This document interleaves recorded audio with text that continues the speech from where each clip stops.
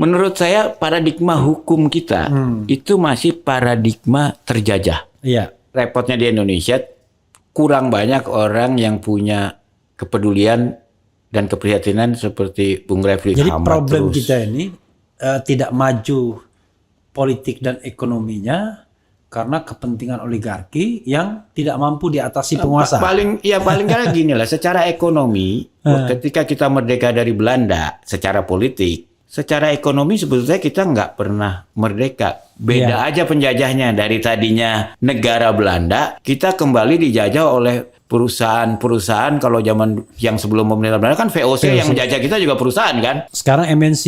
Ya sekarang ya perusahaan-perusahaan kartel itulah. Iya.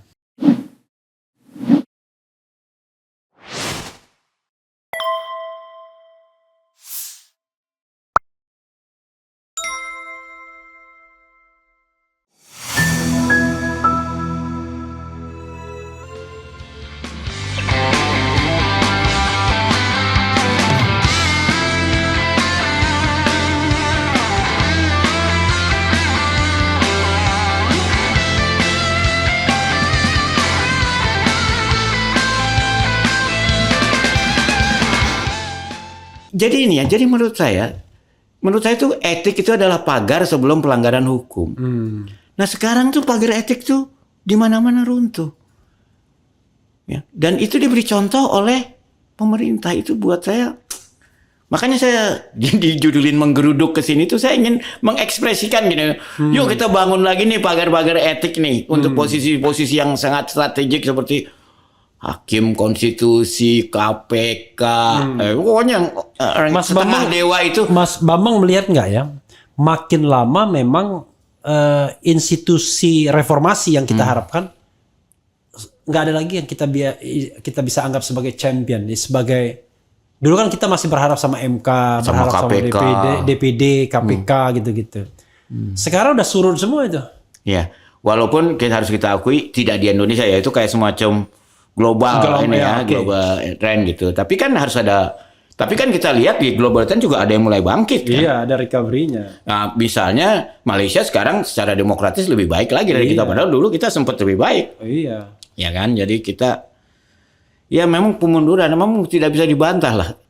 Walaupun ya to be fair, mungkin dari segi fisik kita banyak kemajuan, mau dihitung jumlah berapa kilometer jalan, berapa banyak bandara baru dan sebagainya. Ya, tapi dari sisi revolusi mental kita regresi. Iya, walaupun sebenarnya ketika saya interview sama ekonom ya, ada kan gini, fisik itu kan harus bermuara kepada misalnya supply chain efektif dan efisien ya, yang ujungnya adalah nilai barang dan jasa itu lebih murah, lebih gampang, cepat terjangkau. Ternyata pembangunan infrastruktur tuh nggak mengubah itu, belum mengubah itu. Ya karena kalau kita lihat misalnya jalan tol, ya, jalan tol itu sebetulnya kalau dilihat dari sisi keadilan sosial itu regresif. Iya. Karena jalan berbayar tol itu untuk pemilik mobil pribadi kebanyakan dan berbayar. Dan kalau berbayarnya itu murah, masih mendingan. Kita kan lihat jalan tol Jawa itu sampai sebagian supir truk nggak mau karena dianggap lebih murah lewat jalan non tol. Ya kan. Jadi artinya dengan struktur pricing jalan tol sekarang itu memang yang menikmati jauh lebih kaum berpunya. Makanya bukan orang banyak. Sebenarnya yang jauh lebih menikmati orang banyak sebenarnya kereta barang harusnya ya. Saya pernah tanya sama seorang mantan Menteri Bappenas. Saya bilang, kok yang dibangun jalan sih, bukan kereta. Kan kita kan misalnya Jawa, bikin Trans Jawa, ngapain? Karena bikin tol tuh mahalnya minta ampun. Pertama mahal, kedua lama. Tapi kalau bikin kereta, kan ada satu rel tuh, tinggal double track. Kan itu mudah, murah. Kan tinggal ngikutin rel yang sudah ada, tapi bikin rel yang baru. Relatif, itu kan pernah dilakukan double track Jakarta Surabaya. Iya, kan? Jadi pembebasan lahan dan lain sebagainya nggak susah gitu. Nah, pertanyaannya adalah akhirnya kita bicara tentang sebuah kebijakan yang ada titipan oligarkinya. itu pernah terjadi. Iya, cost of fund misalnya. Kalau jalan tol itu pernah, ingat nggak Ibu Risma di Surabaya pernah mau dijatuhkan oleh wakilnya sendiri dan PDIP lokal. Iya. Karena dia anti dengan jalan tol di tengah kota. Iya. Ya. Itu. Untung dalam hal ini Ibu Risma dibela Ibu Mega, ya. Dan memang betul apa yang dilakukan oleh Ibu. Saya sangat kagum Bu Risma bagaimana menghadapi oligarki lokal di sana dan menang. Iya. Ya. Itu sebetulnya harus menjadi inspirasi. Itu harusnya lebih banyak kepala daerah yang berperilaku seperti itu. Tapi kita ingat lalu Ibu Risma lalu punya mimpi ingin membuat tram. Dia sampai bikin mana? Tapi dihambat terus oleh Kementerian Perhubungan. Malah akhirnya dikasih bus. Lalu Ibu Risma malah marah kan karena nggak keluar-keluar. Akhirnya busnya ditolak. Yang untung Pemda DKI karena akhirnya oleh Pemda Pusat dikasih ke Pemda DKI. Tapi itu kan menunjukkan kenapa pemerintah pusat ini maksain nggak boleh daerah tram itu. Padahal Ibu Risma itu punya argumen yang sangat sahih menurut saya. Ya, akhirnya saya mikir kan tiba-tiba kan spekulasinya sederhana.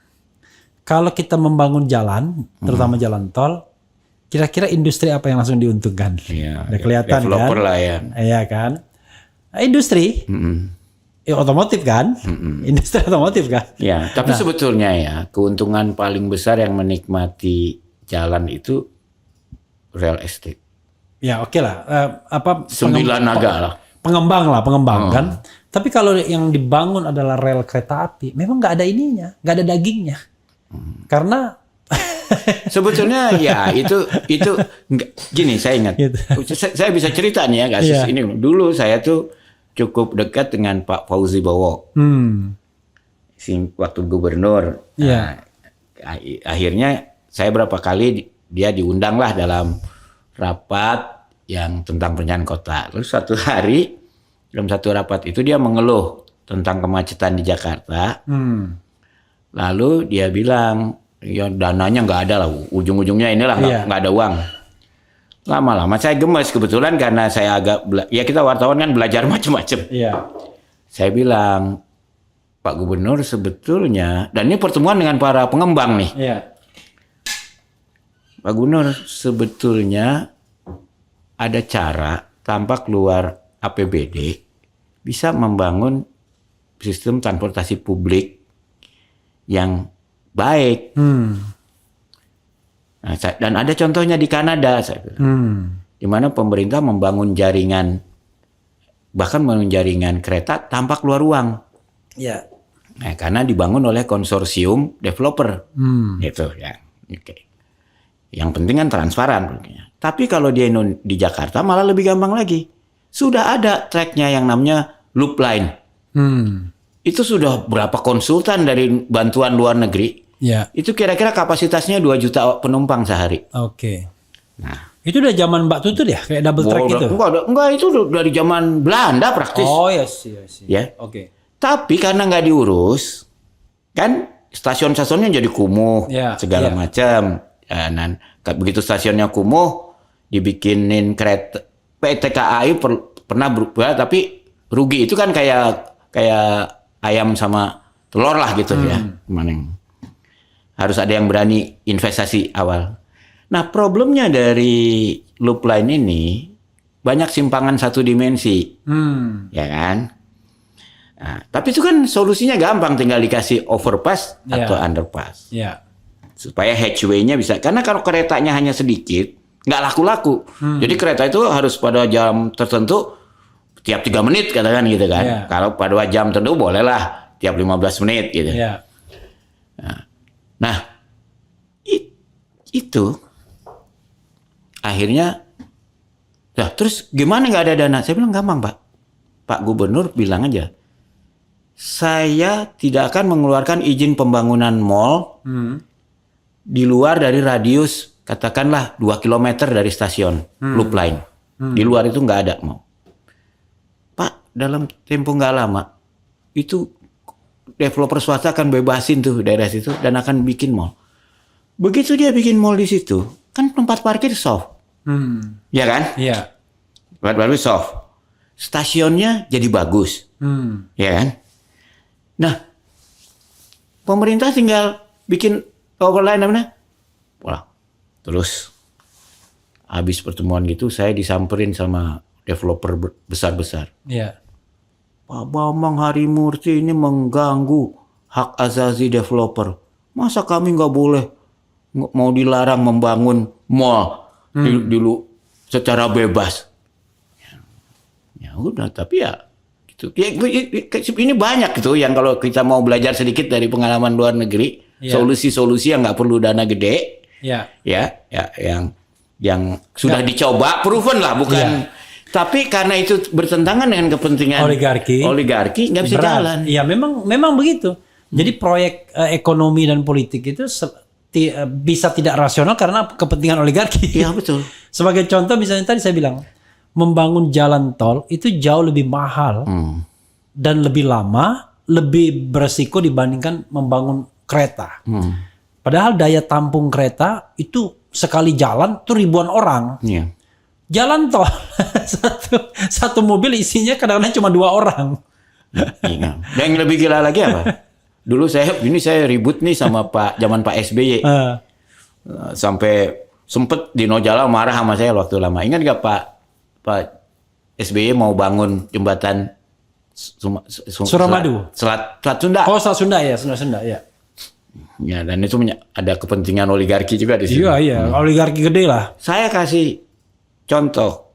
Karena itu ternyata kalau kita mau cari sebagai wartawan, kita dapat tuh studi-studi yang pernah dilakukan bantuan luar negeri apa segala. Dengan harga yang jauh lebih murah. Ya. Kita bisa bikin sistem ferry. Oke. Yang roll-off. Jadi nggak nunggu tuh kendaraan karena tok masuk brut jalan tok. Biayanya tuh jauh lebih murah. Dan tahu nggak? Satu ferry itu bisa ngangkut ribuan kontainer. Biayanya jauh lebih murah. Itu akan langsung menurunkan biaya logistik. Anda tahu nggak sekarang? Itu studinya mana? Kalau kita kirim kontainer dari Jakarta ke Padang langsung lebih mahal daripada kalau kita kirim ke Singapura dulu terus baru dari Singapura ke Padang. Ya. Itu kan nggak masuk akal kan? Iya kan? Iya. Nah, bayangkan kalau kita bangun tuh sesuai dengan yang kepentingan logistik lah. Rel kereta api, ferry. Karena angkutan paling murah itu angkutan laut. Iya. Sehingga zaman Belanda itu yang namanya KPM itu, nah Belanda tuh zaman dulu udah pintar. Dia tahu kalau BUMN tuh bisa banyak politiking lah. Iya. Jadi dia tenderin aja kontrak. Pokoknya lu mau kalau sediain kapal sekian ton tiap hari dari sini ke sini, harus gue bayar berapa. Jadi dia punya patroli kapal-kapal itu yang terus keliling-keliling itu. Nah, sampai ini kalau kita bahas sejarah ya, menarik. Iya. Nah, mereka itu kan kalau orang swasta harus mikir efisien. Sampai mereka bikin kapal yang sesuai dengan lokal kan Indonesia. Sampai pernah di Indonesia itu di zaman Belanda adalah armada domestik terbesar di dunia. Kapal-kapal itu. Ya, armada Nusantara ini yang keliling seluruh Indonesia ini. Dan kapalnya itu karena orangnya harus bersaing tiap berapa tahun, sangat efisien. Dia tahu di Banjarmasin pelabuhannya gini. Jadi kapalnya itu didesain khusus. Lunasnya itu pasang surut, apa segala macam yang paling efisien lah. Dan itu Belanda tahu itu menjadi kunci competitiveness-nya Indonesia sebagai wilayah jajahan Belanda. Nah, waktu kita terjadi konferensi meja bundar, ya kan? Itu terus kan ingat waktu itu kan ada satu problem yang nggak diselesaikan soal Irian Barat waktu itu namanya Papua ya. Kan Belanda janji setahun. Kemudian lah. Tapi ternyata Belanda tuh sebenarnya pengen membuat Irian Barat menjadi wilayah lain. Dia takut orang-orang pro Belanda yang ada di Indonesia kalau merdeka pada datang ke Belanda, waktu itu ekonomi Belanda nggak sanggup. Jadi mereka mau nyediain Papua ini sebagai New Hollandia. Ditaruh di situ aja, disediakan infrastruktur. Akhirnya kita berantem kan. Ketika Belanda lihat kita perlu berantem, tahu nggak apa yang salah satu yang pertama dilakukan? Itu kapal-kapal dibawa ke luar negeri, diamankan. Dia takut dinasionalisasi. Nah, lalu dia bingung kan setelah dia berantem sama Indonesia mau diapain nih kapal? Akhirnya dijual, dibelilah oleh pengusaha-pengusaha Hong Kong dan Singapura yang bisnisnya di Indonesia. Akhirnya selesailah itu. Jadi akhirnya bisnis lalu lintas kapal di Indonesia itu dikuasai oleh Hong Kong dan Singapura dari kapal-kapal KPM gitu. Sampai sekarang. Sampai sekarang. Makanya waktu kita padahal yang namanya shipping domestik ya, ini untuk ngeliatin bagaimana berkuasanya oligarki ya. Iya. Ketika kita mulai bikin namanya undang-undang kabotaj. Nah, undang-undang kabotaj itu adalah hak tidak hanya shipping, penerbangan juga. Bahwa kalau untuk perkapalan atau penerbangan dalam negeri itu tiap negara tuh punya hak absolut. Yang dilindungi bahkan oleh WTO. Karena Amerika dan Inggris berkepentingan. Dan kita tuh mengabaikan itu sampai ketika kemudian mulai ada sadar mau buat undang-undang kabotaj. Wih, itu hambatannya.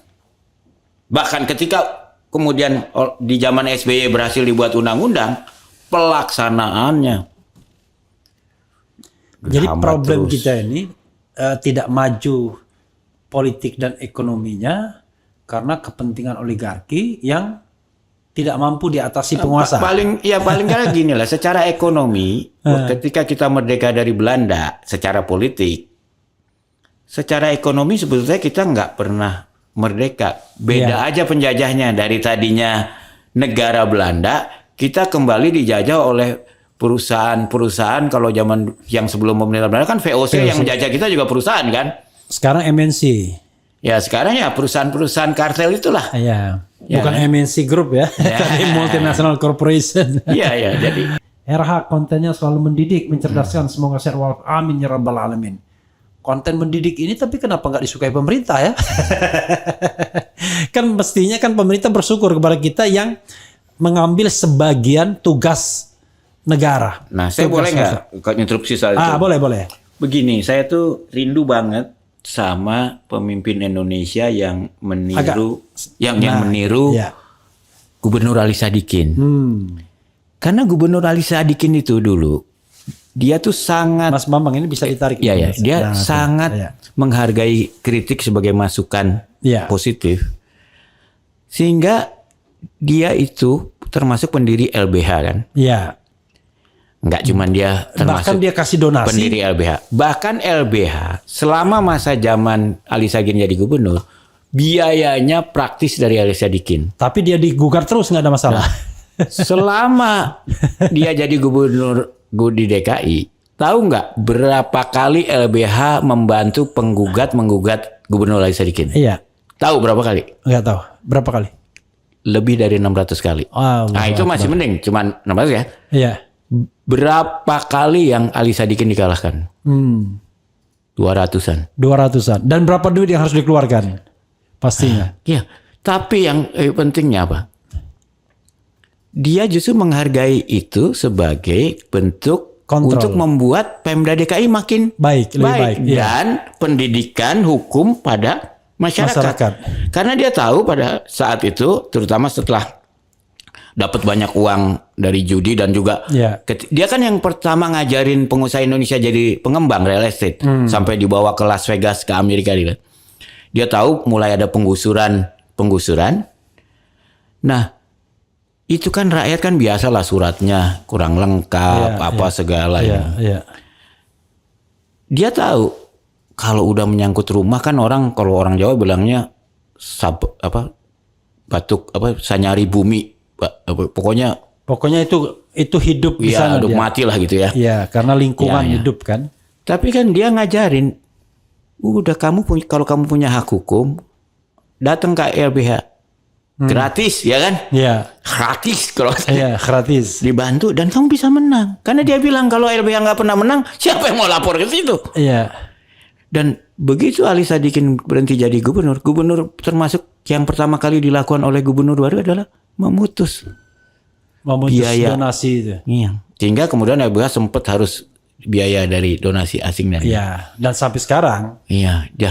Jadi saya bayangin ketika saya tanya Ali Sadikin tuh kok mau gitu bikin dia bantu Bang Buyung almarhum dan kawan-kawan bikin LBH yang terima duit tapi malah gugat. Iya. Kan kalau orang Sunda bilang tuh namanya di poyok di lebok gitu. Iya, iya. Dia bilang, oh ini cara memberantas korupsi paling efisien dan paling murah. Termasuk mendidik masyarakat. Dan menyadarkan masyarakat. Iya. Kalau ada merasa diperlakukan tidak adil, ada jalur hukum. Itu kalau penguasanya lurus. Kalau penguasanya bengkok, dia nggak mau. Jadi intinya ada sederhana. Kalau saya, Mas BHM ya, berpikir, memerintah tuh nggak sulit. Asal lurus. Tapi kalau banyak hidden agenda, nggak bisa kita. Enggak, dan juga paradigma ya. Saya ingat waktu tempo di Bredel, kita menggugat ke PT UN. Petun ya. Itu banyak sekali orang yang merasa sebagai teman saya bilang, gila lu masa menggugat pemerintah ke Petun. Loh, saya bilang PT UN itu didirikan untuk menggugat siapa? Pemerintah sendiri nyediain fasilitas. PT UN itu untuk menggugat pejabat pemerintah. Dan itu paradigma negara hukum. Salah satunya adalah paradigma administrasi. Jadi, nah ini problem kita ya. Iya. Menurut saya paradigma hukum kita itu masih paradigma terjajah. Iya, iya. Kenapa? Itu saya cerita lagi. Saya baru aja cerita juga sama teman-teman. Gara-gara kita ribut setelah KMB, kan semua orang Belanda dipulangin. Iya. Termasuk orang-orang Belanda yang terbiasa menangani. Di kita kan waktu itu pengadilan itu ada 3 kelas kan. Iya. Untuk orang kulit putih, orang Timur Jauh, Timur Asing, dan orang Bumi Putra. Nah, yang terusir nih yang 2 di atas ini kan, banyak kan. Sehingga yang tersisa yang biasa ngandelin Bumi Putra. Nah, penerapan undang-undang yang sama, KUHP itu bahasa Belandanya itu. Itu kan dulu Wetboek van Strafrecht.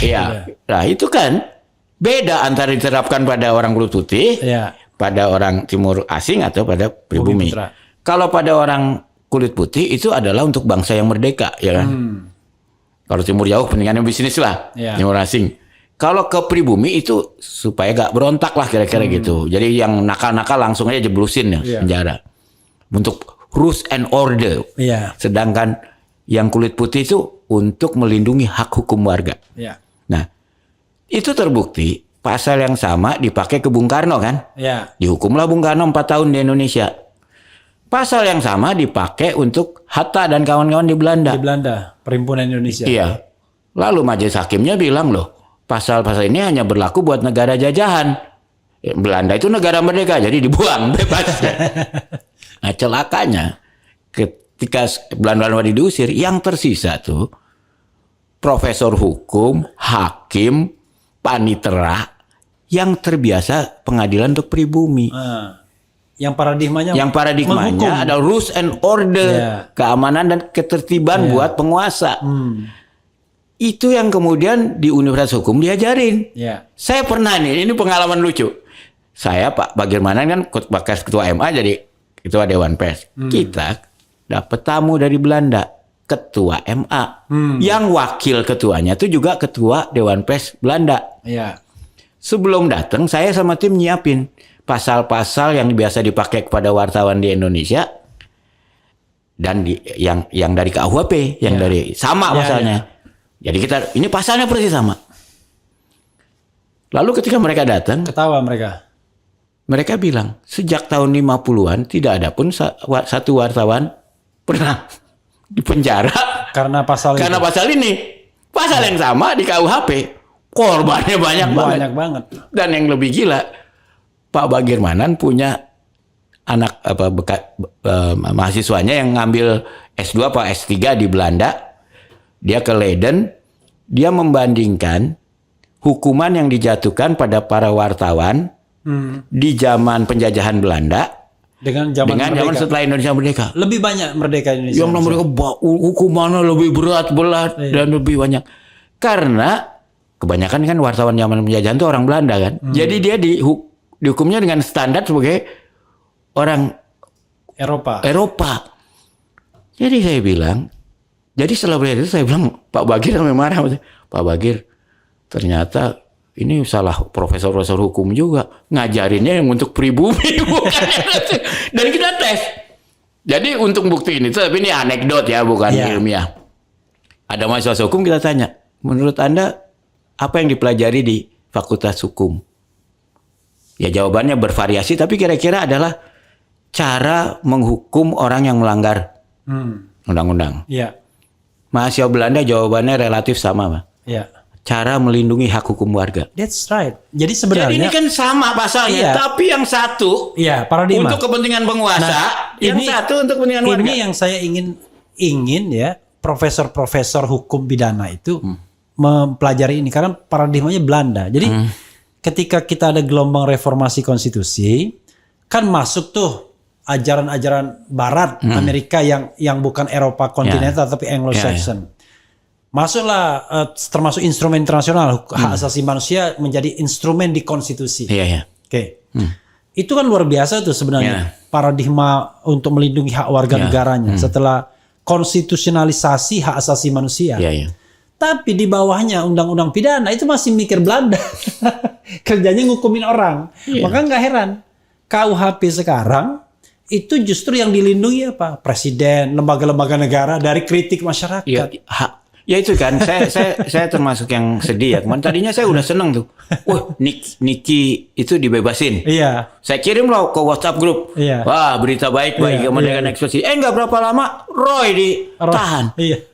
Aduh, berita buruk saya bilang. Sampai teman saya komentar, ini kok dalam berapa hari ada berita baik, berita buruk. Ya ini Bambang. Tapi ini kan melihat, kalau kita lihat, apa sih beda? Ya kita kan memang membela pemerintah selama ini. Iya.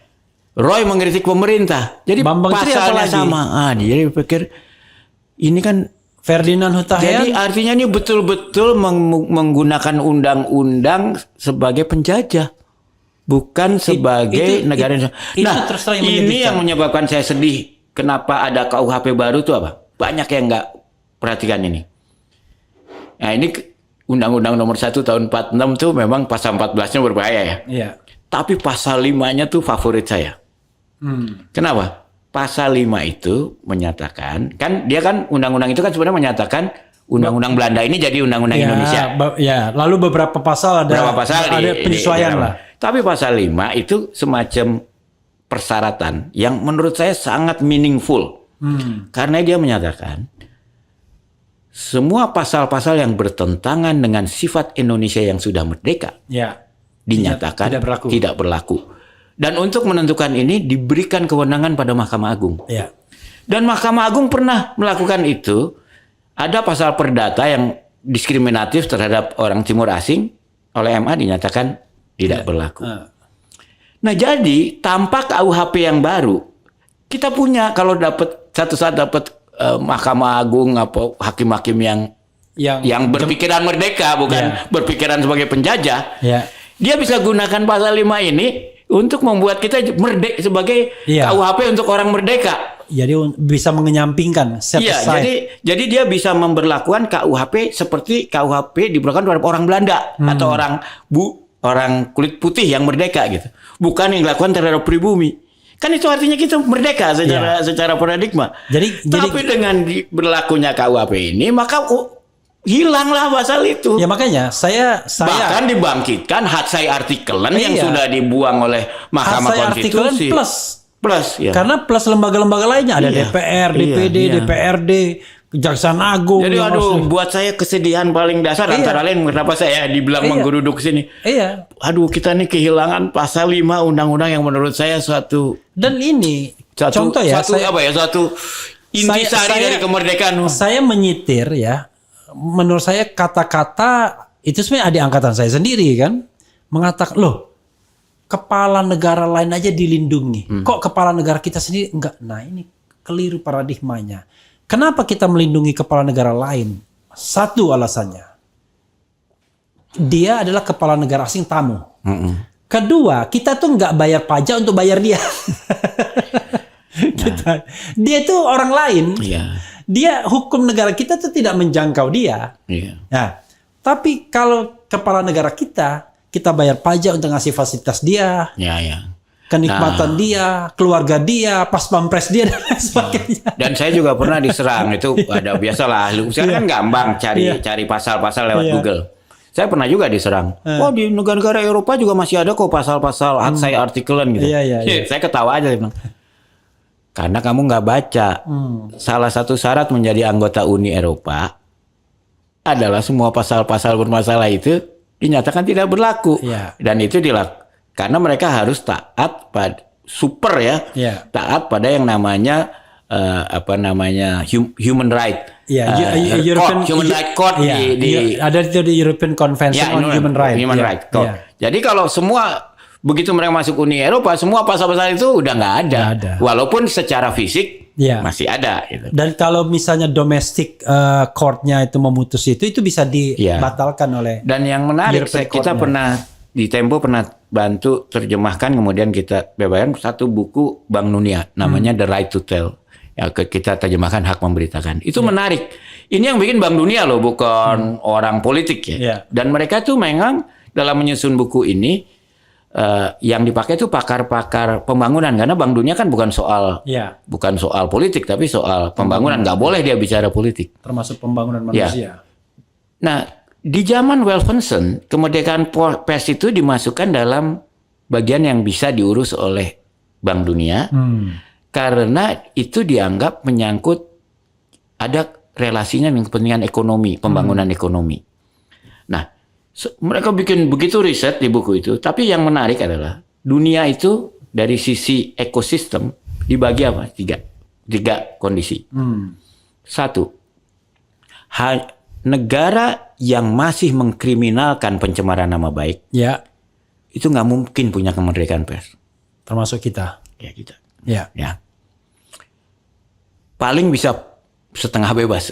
Dan kita kan memang nggak pernah bebas sebenarnya. Kita partly free. Ini yang kedua. Negara yang sudah tidak mengkriminalisasi pencemaran nama baik, ya, tapi dalam perdatanya masih ada. Truth is not a defense. Jadi artinya kebenaran itu bukan pemaaf untuk pencemaran nama. Itu nggak mungkin akan marak investigasi. Kenapa? Karena truth is not a defense. Nah, di Indonesia masih berlaku. Jadi walaupun saya mengatakan sesuatu yang benar dalam KUH Perdata kita yang diberlakukan terhadap pribumi, bukan yang diberlakukan terhadap orang kulit putih. Kalau dianggap itu menyakitkan hati atau injury, tetap kita dianggap melanggar hukum. Nah, jadi kita kena ya. Jadi hanya bisa pers itu bebas dalam ekosistem legal ya. Tidak ada pidana dalam pencemaran nama baik, dan truth is a defense, dan beban pembuktian pencemaran nama baik di perdata itu adalah beban pengadu, bukan bebannya yang diadukan untuk membuktikan bahwa dia tidak mencemarkan. Dia harus membuktikan bahwa dia punya kerugian ini segala macam. Nah, jadi selama KUHP baru ini malah buat ekosistem tambah buruk. Jadi kita kena secara pidana, kena secara perdata. Makanya saya bilang begini, ini menarik ya, bagian yang menarik Mas BHM ya. Saya ini sudah membuat 6.000 konten. Dan saya kira untuk YouTube yang serius ya kan, yang nggak main-main, rasanya paling banyak tuh kontennya. Bahkan lebih banyak dari Najwa Shihab sekalipun yang lebih dulu main YouTube ya kan. Ada Deddy Corbuzier juga. Tapi saya paham, at any time saya bisa dipenjara. Hanya karena ada orang yang tidak suka, lalu melaporkan saya, sudah kalau dia pencemaran nama baik, mending delik aduan. 4 tahun tidak perlu ditahan kan. Tapi pasti saya tahu dia menggunakan berita bohong. Ya kan, supaya bisa ditahan ya. Undang-Undang 1/1946 atau ujaran kebencian. Makanya hari-hari terakhir ini saya protes banget dengan JPU yang menutup mata menggunakan pasal ujaran kebencian untuk seorang presiden. How come saya bilang? Di situ kan dikatakan menyebarkan Dan presidennya tidak mengadukan sendiri. Iya, menyebarkan kebencian dengan yang berdasarkan sara terhadap individu atau kelompok berdasarkan sara. Saya bilang ini gimana? Kita ngomong tentang ijazah presiden itu pertama, presiden itu bukan suku, bukan agama, bukan ras, bukan antar golongan. Kalau dia tersinggung silakan dia ngadu. Iya. Seperti Pak SBY dulu kan. Silakan dia ngadu. Tapi kok ini tiba-tiba ada orang ngadu lah di entertain. Udah gitu yang ngadunya nggak jelas lagi. Nggak jelas. Lalu di depan itu mending 6 tahun kan, didepankan dengan berita bohong. Yang berita aslinya kita juga belum tahu. Iya. Dan repotnya di Indonesia kurang banyak orang yang punya kepedulian dan keprihatinan seperti Bung Refli. Karena tuh saya tuh nggak pernah bisa lupa ada seorang filsuf Inggris ya mengatakan persyaratan bagi kejahatan berkuasa itu hanya bahwa orang-orang baik berdiam diri. Ya. Nah, problem kita di Indonesia itu terlalu banyak orang baik itu berdiam diri. Ya, Sehingga akhirnya saya kadang-kadang ngasih contoh gini. Ya zaman saya dulu lah, kalau sekarang sudah jauh lebih tertib, ada busway ada segala. Zaman kita lah naik bus umum itu dulu. Ya. Kan kita ber-50 nih. Tahu-tahu di satu stopan naik 2 orang pakai tato gitu segala macam. Terus dia ngomongin kan, Bapak Ibu, saya baru lepas dari penjara, nggak punya duit. Terus apa tau nggak yang 50 orang nih ngapain? Masing-masing berdoa pegang dompetnya, mudah-mudahan nggak Noel saya. Padahal kalau nggak usah 50-nya lah, 10 orang aja bilang belum mau apa. Selesai kan? Tapi gara-gara yang 50 ini semua diam, akhirnya merajalela. Ada korban dari itu. Dan korbannya berulang-ulang, nanti dia naik lagi ke bus lain. Jadi memangnya nggak kita bisa salahin, kadang-kadang kita mendapat penguasa yang otoriter, tiran, itu salah kita sendiri juga sebagiannya, nggak sepenuhnya. Ya, apalagi kalau kita bicara politiking ya, politisasi ya. Jadi kalau yang kena, jadi kita kadang-kadang masyarakat menggunakan pasal yang sama untuk mengkriminalkan kelompok masyarakat lainnya. Jadi bukan hanya tajam ke bawah tumpul ke atas, tapi tajam ke lawan tumpul ke teman ya kan? Nah itu jadi saya mengatakan ya harusnya ibaratnya tuh Dewi hukumnya matanya kebuka ya. Iya kebuka dan melirik gitu. Jadi kita bahkan pakai keker. Kita harus lepaskan. Saya mau menggugat judicial review Undang-Undang 1 1946. Tapi nggak ada gunanya sekarang udah ada KUHP. Iya. Ya, tapi mungkin KUHP lebih ringan mungkin sedikit. Padahal saya bisa ikut saya punya legal standing tuh. Nantilah kita mainkan lah di sana. Juga Undang-Undang ITE. Karena itu jelas tidak sesuai dengan peruntukannya. Udah dibilang informasi dan transaksi elektronik. Loh, kok ada urusannya dengan dan memang itu diselipin belakangan. Nah, itu apalagi Mas Bambang punya sejarah kan. Nah, jadi nggak, yang paling penting udahlah, kita mau jadi negara maju, pencemaran nama baik itu buang dari pidana. Iya. Jadi kalaupun misalnya kita mau ada limited limited responsibility-nya, ya tadi gugat secara perdata tapi beban pembuktian di pengadu. Iya. Karena kalau dia depan pengadu ya mikir kan. Iya. Aduh, ini cuma nggak seberapa. Iya. Dan juga pengadilan efisien dan efektif. Kalau jangan kemudian bertele-tele. Kalau misalnya hukumannya minta maaf aja kan sebenarnya kan cepat diputus mestinya. Iya. Kira-kira seminggu diputus, kamu minta maaf secara publik. Iya. Apalagi sekarang publiknya juga mudah. Tinggal ngomong di depan YouTube. Dan celakanya juga gini. Jadi mental terjajah lagi. Kalau yang menghina dia itu lewat medsos itu tinggal orang asing di luar negeri, nggak bisa diadukan juga. Iya. Jadi akhirnya dia hanya bisa mengadukan bangsanya sendiri yang tinggal di sini.